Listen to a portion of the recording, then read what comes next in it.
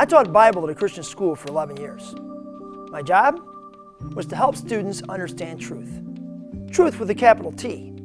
You know, the kind of truth that's absolute. True for all people, for all times, and in all places. My teaching method was pretty simple. I talked to my students, they took notes, and then regurgitated my words back to me on a test. For about 5 or 6 years, I thought I was a pretty great Bible teacher. But then my students started pushing back. They accused me of making them write down my beliefs in order to get a good grade. And then I realized that my students didn't really own my version of the truth.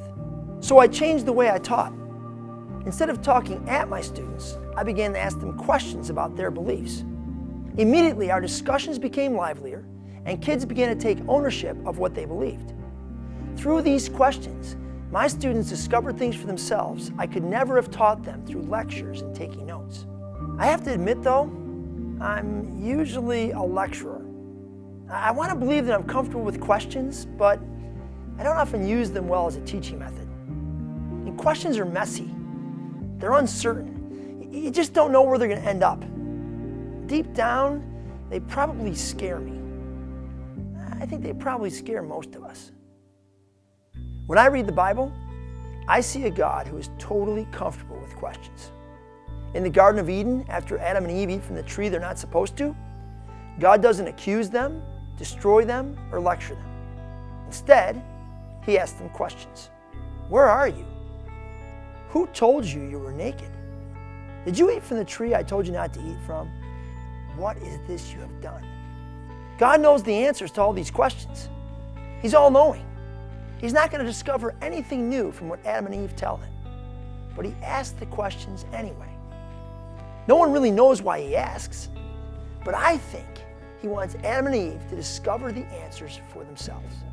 Jesus follows this same pattern. When He approaches people who are spiritually confused or struggling with what they believe, He asks them questions. When Jesus runs into the woman at the well, He asks her, "Will you give me a drink?"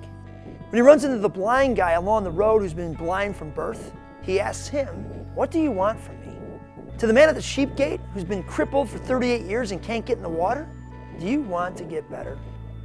Jesus seems most comfortable when He's asking questions. But today, we His followers seem least comfortable when we're asking them.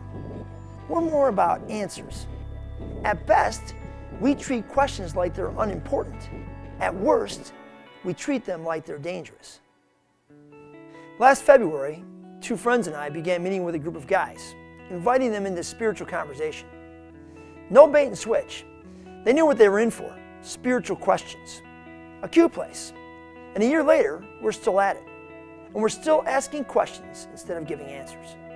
Just recently we asked, what's the offer Jesus makes? One of my friends, Peter, went home and looked up the answer on the internet.